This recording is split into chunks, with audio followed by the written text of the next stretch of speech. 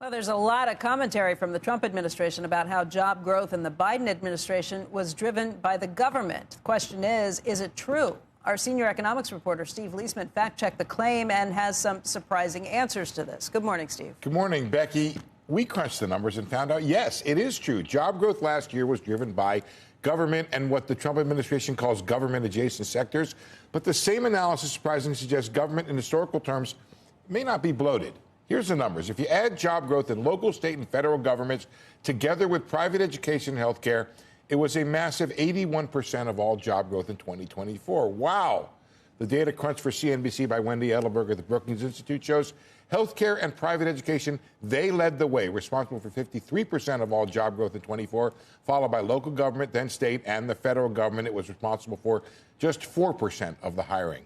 But all that hiring did was bring these sectors back to historical norms, believe it or not. Turns out the 2 outsized years of job growth in these sectors followed 3 years of underhiring from the pandemic.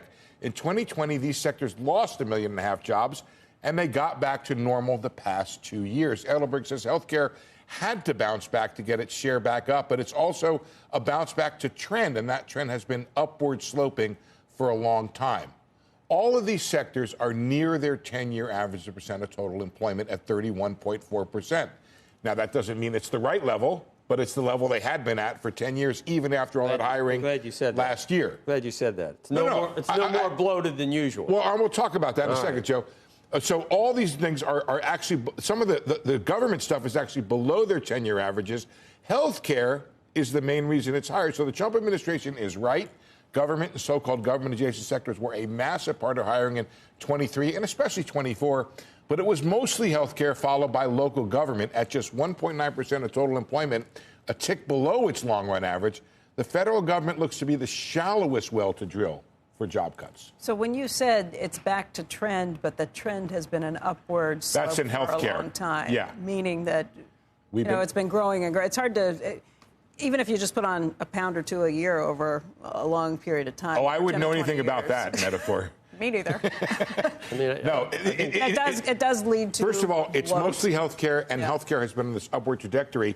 But you look at it, and they lost a lot of jobs in that period, and they were scrambling to get it back, and they have gotten it back to that upward sloping trend on healthcare. Is that a reflection of what we need in this country as we age? Is that it was inevitable, but also a shift of funding, perhaps, from the Biden administration to that. And I want to just acknowledge Joe's criticism before it happens.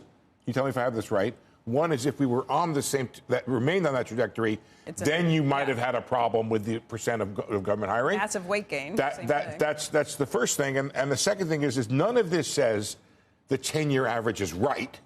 Right. It just says here's a benchmark to look at when you're trying to figure out, A, where the jobs can be cut, and B, what the right level is. Is it far off a 20 or 30?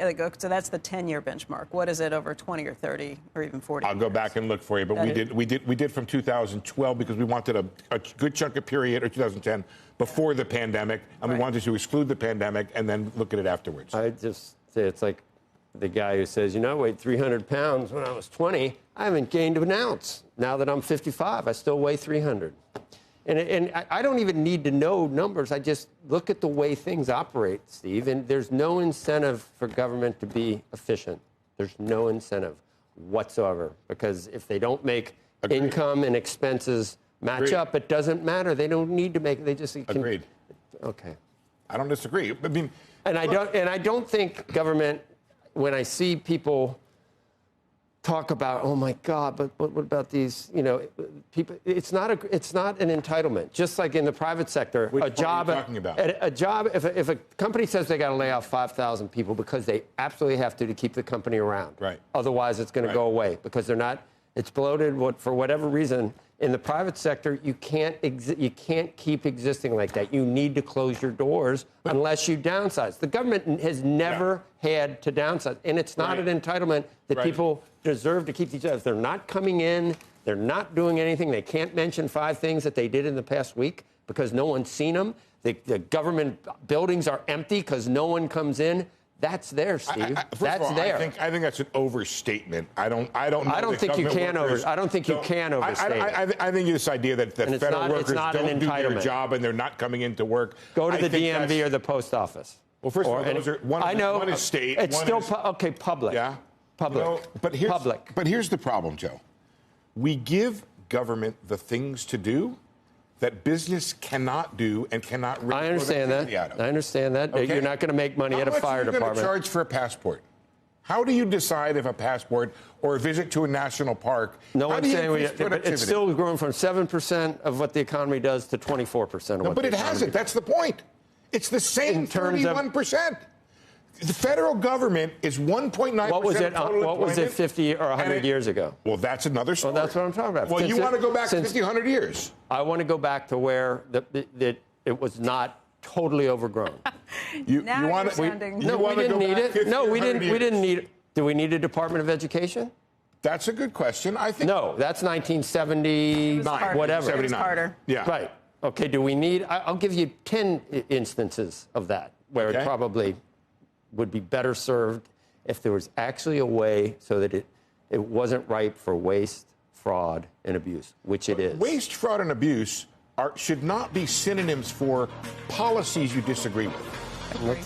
Just because you decide that you want to send money to vaccinate people in Africa, that's not waste, fraud, and abuse. I'm sure I could find it at things I approve of, things I agree with, and things I don't agree with. I'm sure the same amount of waste, fraud, and abuse is at both. I think the size of government is a very interesting thing to debate. It's an interesting experiment. And I'll get you those numbers on 20 and 30-year averages to see how it's grown. I'm from the government, and I'm here to help. Ronald Reagan. Run. Sometimes the government helps a lot. Yeah. It's all we got. It's all we got. The public workers the people love the public workers.